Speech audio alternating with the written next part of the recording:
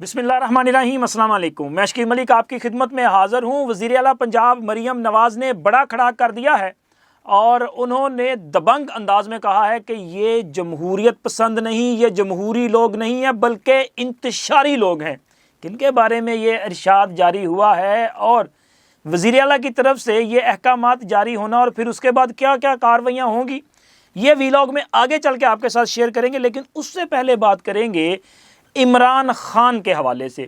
عمران خان کے جن کے کیسز مختلف عدالتوں میں ہیں، عدت کا معاملہ تھا، سیفر کا معاملہ تھا، توشہ خانہ کا معاملہ تھا، اور بے شمار جرائم نے یار مطلب بہت سارے کیسز چل رہے تھے۔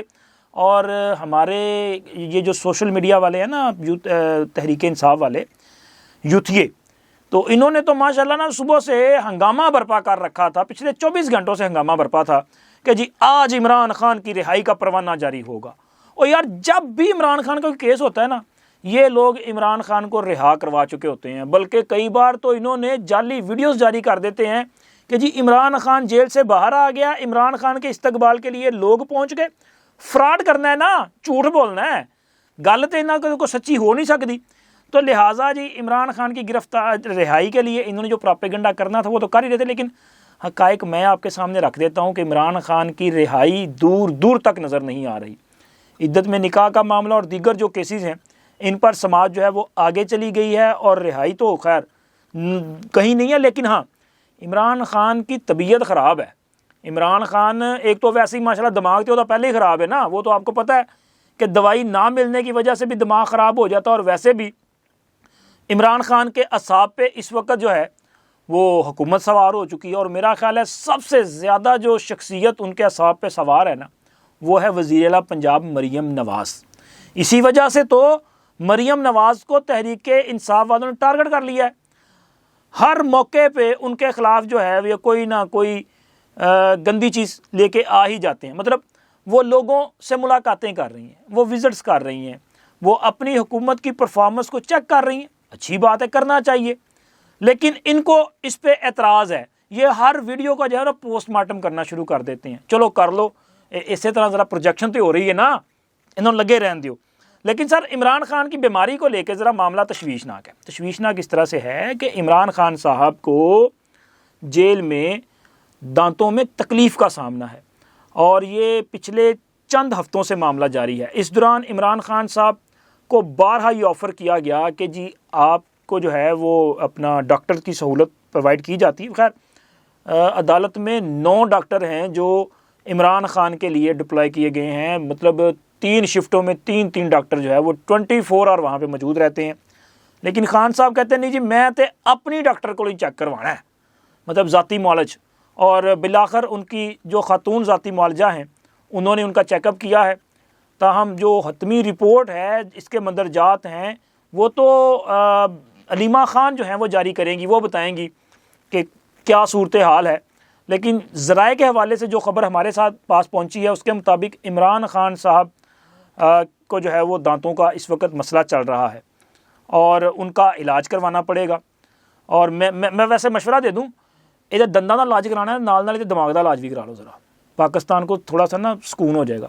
تو ان کے جو دانتوں کا علاج کروایا جانا ہے اس کے لیے یا تو پھر یہ ہے کہ جیل میں ٹریٹمنٹ ہوگا، یا پھر مصروف کو شوکت خانم یا کسی اور ہسپتال، ویسے تو چونکہ یہ ڈینٹسٹ کا ایشو ہے تو کسی ڈینٹل ہاسپٹل میں شفٹ کیا جانا چاہیے، لیکن عمران خان کی خواہش ہوگی کہ مجھے شوکت خانم شفٹ کر دیا جائے۔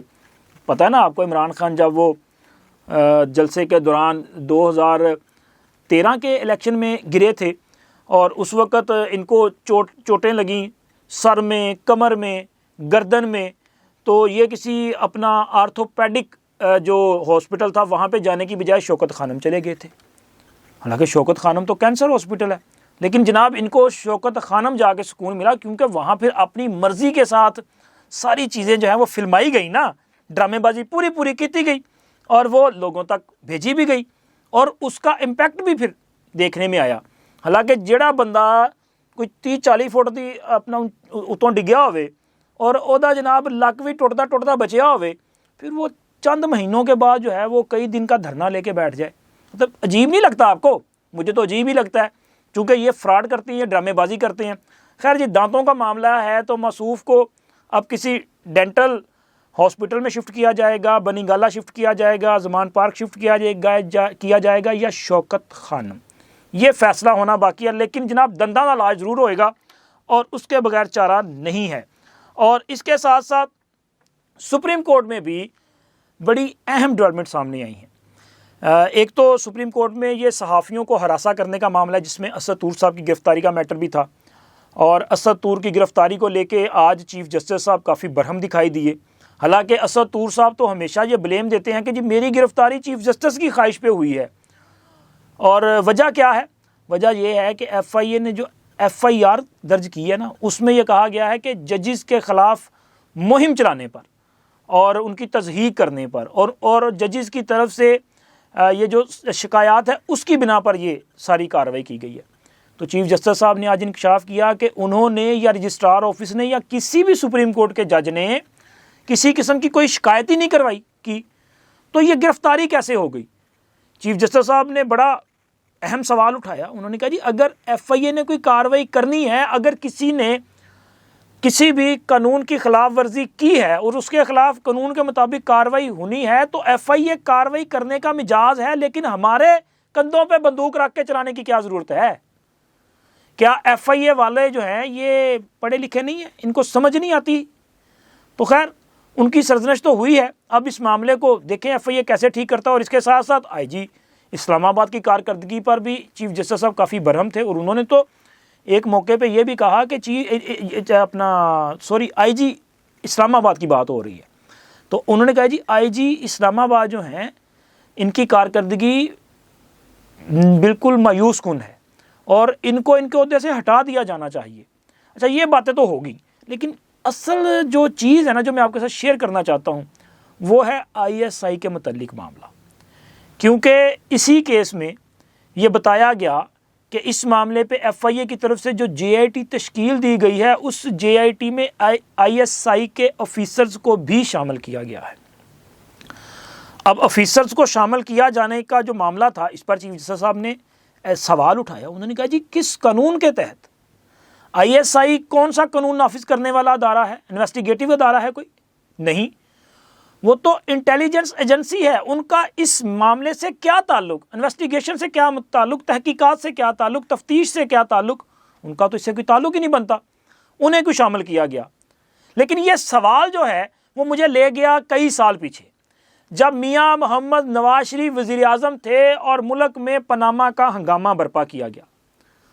اس وقت میاں نواز شریف کے خلاف جو طاقتور لوگ تھے، جو اس وقت کی اسٹیبلشمنٹ کے کرتا دھرتا تھے، وہ چاہے ملٹری اسٹیبلشمنٹ میں ہو، وہ چاہے جوڈیشل اسٹیبلشمنٹ میں ہو، جب وہ لوگ انہوں نے بھی اس وقت ایک جے آئی ٹی بنوائی تھی، بلکہ اس کو what's app J I T کہا جاتا تھا، اور اس میں بھی حساس اداروں کے اہلکاروں کو، افسران کو شامل کیا گیا تھا۔ اس وقت بھی میاں نواز شریف کے وکلاء کی طرف سے یہ سوال اٹھایا گیا تھا کہ حساس اداروں کے اہلکاروں کا جے آئی ٹی میں کیا کام؟ لیکن جناب اس وقت کے جو چیف جسٹس صاحب تھے انہوں نے کہا کہ بالکل ان کا کام ہے، بلکہ انہوں نے تو سارا کام کرنا تھا۔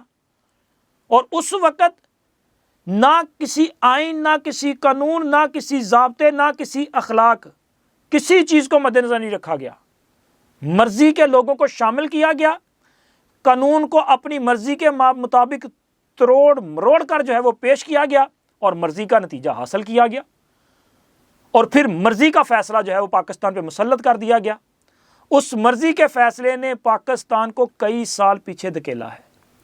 عمران خان کے دور حکومت میں آنے والی تباہی کے ذمہ دار جتنے عمران خان صاحب ہیں، اتنے ہی وہ لوگ بھی ہیں جنہوں نے یہ ایڈونچر کیا تھا، جنہوں نے عمران خان کو اس ملک پہ مسلط کیا تھا۔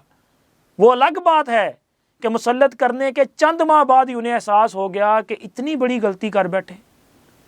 لیکن خیر غصے میں اور مطلب رنجش میں میاں صاحب بھی اس وقت نہیں مانے، حالانکہ رابطہ کیا گیا تھا میاں صاحب سے کہ جی چلیں ہم سے غلطی ہو گئی، یہ شہباز صاحب جو ہیں وہ آئیں اور حکومت چلائیں، یا آپ کی پارٹی جو ہے وہ آ جائے۔ تو خیر میاں صاحب نہیں گئے تھے۔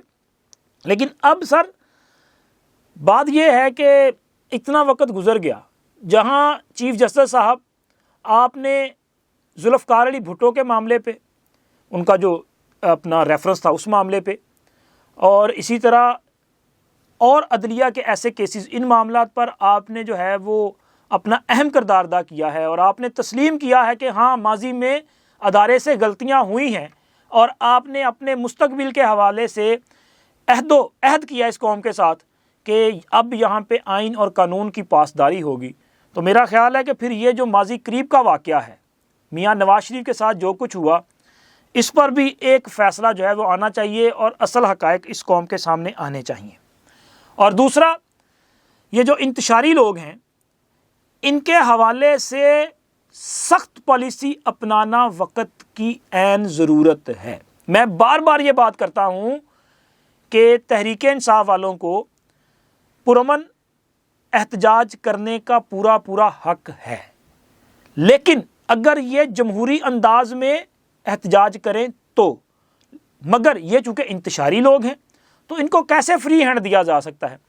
ابھی عمران خان نے 4 مرتبہ احتجاج کی کال دی، اور 4 مرتبہ وہ ناکام ہوئی، بری طرح ناکام ہوئی۔ صرف یہ پشاور میں جو احتجاج ہوا وہ آپ کو نظر آئے، وہ بھی چونکہ وہاں پہ ان کی صوبائی حکومت ہے، باقی کہیں بھی لوگ نہیں نکلے، انہوں نے عمران خان کی کال پہ کان نہیں دھرے، اور جو لوگ باہر آئے وہ بھی انتشار کی غرض سے آئے۔ اب آپ نے دیکھا ہوگا کہ ایک لاہور کی ویڈیو بڑی وائرل کی گئی، جس میں ایک شخص جو ہے وہ سن روف ہے گاڑی کا، اس میں بیٹھا ہوا دکھائی دے رہا ہے، اور اس کو پھر پولیس والے کھینچ کے جو ہے وہ نیچے اتارتے ہیں، اور اس پر شور مچایا گیا کہ جی ایک سینئر سٹیزن، بزرگ شہری کے ساتھ جو ہے یہ رویہ اپنایا جا رہا ہے، تذلیل کی جا رہی ہے۔ لیکن ذرا ویڈیو کو غور سے دیکھیے گا، یہ شخص، یہ مسلح شخص ہے، اگر یہ پرامن احتجاج کرنے آیا ہے تو پھر اس کے پاس یہ پسٹل کیا کر رہا ہے؟ اس ویڈیو میں دیکھا جا سکتا ہے کہ جب یہ گاڑی کے اوپر آ کے بیٹھتا ہے، سن روف آ کے بیٹھتا ہے اور گاڑی کو روکا جاتا ہے، تو یہ بندہ پسٹل نیچے پھینک رہا ہے، گاڑی کے اندر پھینک رہا ہے۔ اگر آپ نے جمہوریت کی بات کرنی ہے، آپ نے جمہوری حق کے لیے آواز اٹھانی ہے، تو اسلحہ لانے کی کیا ضرورت ہے؟ اسلحہ لانے کا مطلب یہ ہے کہ آپ تو خون خرابے کی نیت سے آ رہے ہیں، آپ تو یہاں پہ حالات کو خراب کرنا چاہ رہے ہیں۔ بالکل اسی طرح کی سوچ آج بھی تحریک انصاف کے اندر موجود ہے جو 9 مئی اور 9 مئی سے پہلے تھی۔ اور دوسری ویڈیو یہ آئی تھنک راولپنڈی والی ہے، وہ سمابیہ طاہر صاحبہ، وہ جو پولیس والوں گرفتاری کی اور پھر لوگوں کو نکالا، اور اس ویڈیو کا ذکر مریم نواز صاحبہ نے بھی کیا ہے۔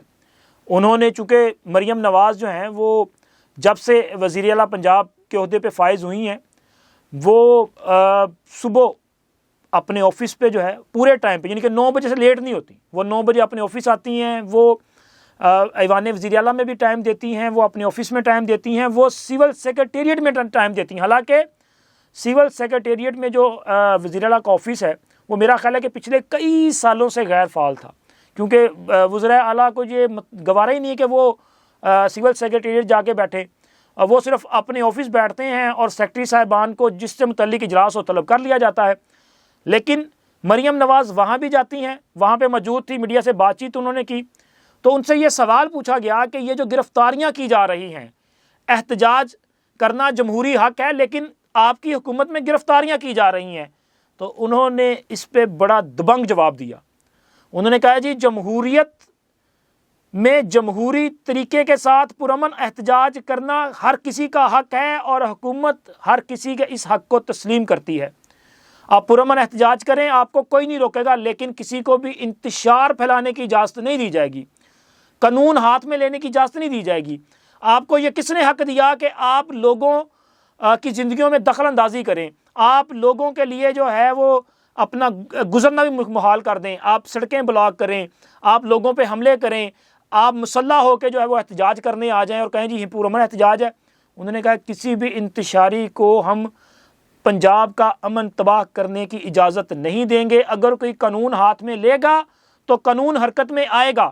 انہوں نے کہا کہ یہ جو پولیس اہلکاروں نے جو گرفتاریاں کی پنڈی میں، جو لوگ انتشار کر رہے تھے ان کو گرفتار کیا گیا، وہاں پہ تحریک انصاف کی ایک خاتون، سمابیہ طاہر ان کا نام ہے، خیر انہوں نے نام نہیں لیا، میں بتا رہا ہوں، انہوں نے اس گاڑی سے لوگوں کو زبردستی نکالا اور پھر اس کے بعد لے کے چلی گئیں۔ اب یہاں پہ دیکھیں نا، قانون کہاں پہ موجود ہے؟ اگر کسی کو گرفتار کیا گیا پولیس کی طرف سے تو آپ جائیں، جا کے عدالت میں جو ہے وہ اس کے خلاف کارروائی کروائیں، لیکن آپ خود کارروائی کرنا شروع کر دیتے ہیں، جس طرح عمران خان بھی کرتا تھا نا۔ آپ کو یاد ہے جب 126 یا 28 دن کا دھرنا دیا تھا انہوں نے، تو عمران خان نے بھی حملے کیے تھے، یہ بھی چوکیوں پہ جاتا تھا، لوگوں کو وہاں پہ زبردستی اٹھا کے لے آتا تھا، یہ انہوں نے پی ٹی وی پہ حملہ کر دیا تھا، یہ روزانہ جو ہے وہ پارلیمنٹ کے خلاف جو ہے وہاں پہ گالیاں بکتا تھا۔ تو یہ عمران خان کی سوچ ہے، اور وہی سوچ جو ہے وہ آج بھی ہمیں نظر آ رہی ہے۔ اسی لیے تو میں بار بار کہتا ہوں کہ تحریک انصاف والے قابل بھروسہ نہیں ہیں۔ اگر کوئی یہ سمجھتا ہے نا کہ یار یہ ان کا جمہوری حق ہے، ان کو احتجاج کرنے دیں، تو سر اس بندے کو ان کے ساتھ لائے کھڑا کر دیں، کیونکہ جتنے بھی احتجاج کرنے والے آئیں گے نا، ان کے نعرے سن کے ان کو اندازہ ہو جائے گا، ان کی سوچ دیکھ کے ان کو اندازہ ہو جائے گا، ان کی باڈی لینگویج سے ان کو اندازہ ہو جائے گا کہ بھائی یہ جمہوری لوگ نہیں ہیں، یہ انتشاری لوگ ہیں، اور ان کا ایک ہی طریقہ کار ہے۔ طریقہ کار یہ ہے کہ پاکستان پہ یلغار کر دو، اداروں پہ جو ہے وہ اٹیک کر دو، تو لہٰذا کسی کو پاکستان پہ حملہ کرنے کی اجازت نہیں دی جا سکتی۔ جمہوری حق ہے، جمہوری طریقے نہ لو، بدماشی کرنے کی لوڑ کوئی نہیں۔ اب تک اتنا ہی، اللہ حافظ۔